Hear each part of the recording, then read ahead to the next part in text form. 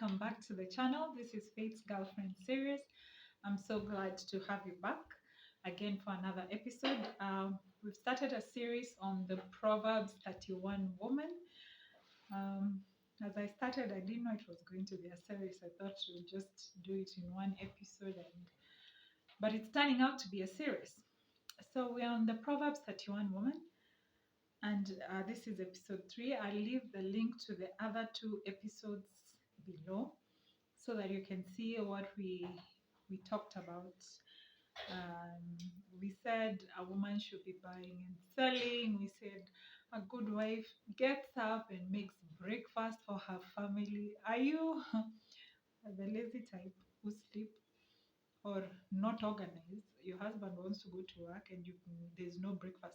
That's the time you're telling the nanny, please run to the shop to buy bread. Woman, jipange. There should be breakfast in the house the night before. We should not be running around in the morning. Your husband is saying, I want to leave, I'm running late. Ati ngoja nitumane mkate. My friend, si atakuacha na hiyo mkate hapo. So today we're continuing on the subject. If you've not subscribed, please subscribe. If you like the channel, please give it a thumbs up. Share it with your friends. Tell them about the channel. Tell a friend about this. We are learning as women to become better as wives, as mothers, and as friends. So thank you for joining me again for another episode. So last week we did verse 17. We did verse 17 and 18. So today I want us to go to verse 20. And it says, she helps the poor and the needy.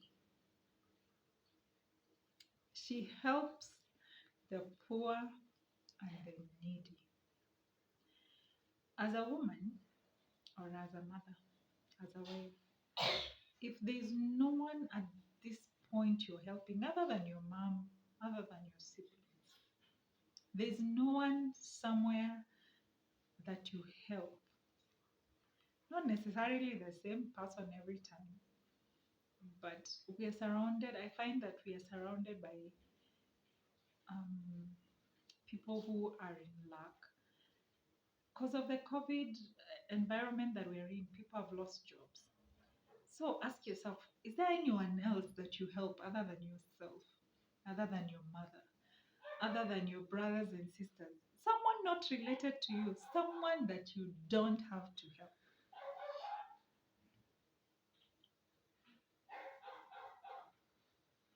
I will leave you to answer that question. Because you've heard verse 20. She helps the poor and the needy, and her family has warm clothing. So she helps the poor and the needy. Verse 21. Her family has warm clothing, and so she doesn't worry when it snows. I want to dwell on this one. Her family has warm clothing. As a woman, when you're buying a new outfit, ask yourself, when's the last time you bought your kids a new outfit?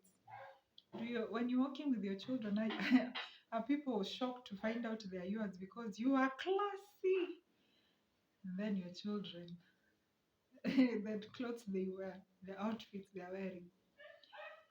If you dress well, let your children and husband dress well too. Forget even children. There are those women who very fancy.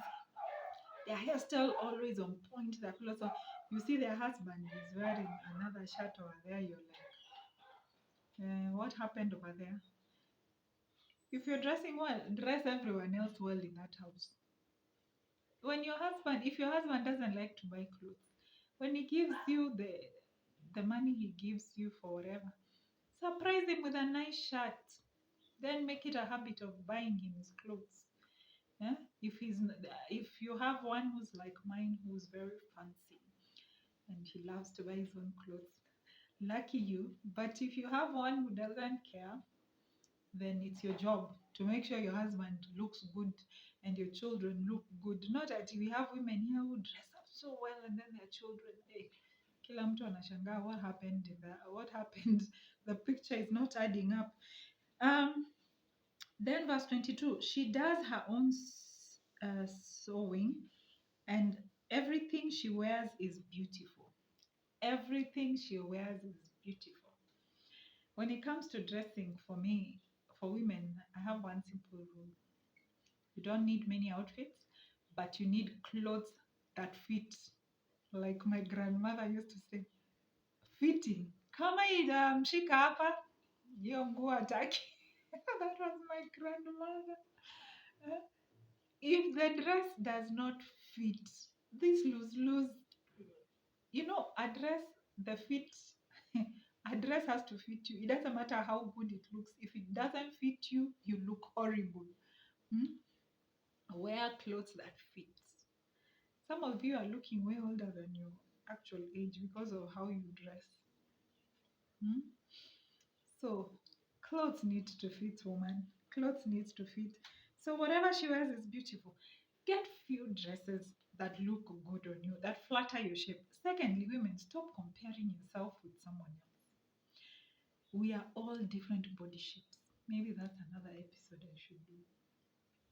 We are all different body shapes. I have a friend called Mercy, and she is a perfect figure eight. No excess anywhere. Now, if I start to compete with Mercy, what she wears, surely I'm gonna look very ridiculous.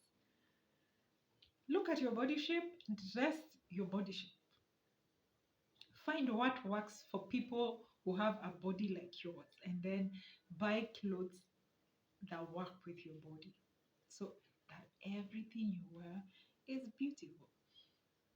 Sometimes people go like, oh Faith, I like your outfit, and when I tell them how much the the whole outfit costs, they're in shock because it's way below what they thought. It's not about the cost of the dress, it's about how well it fits you. It can be very simple. You can go to Kikomba for the Kenyans, Nairobians, and get something that looks amazing on you. Stop competing with the 50,000 dresses, 60,000 dresses if you can afford it. And if you're buying a 60,000 dress, madam, that dress better look good on you. Otherwise, you're wasting your money and your time. So, whatever, everything she wears is beautiful. And let me add, it should be decent. It should be beautiful and decent. Allow me to stop there for today. Thank you for joining me. See you next week as we continue with the Proverbs 31 woman. Thank you for watching.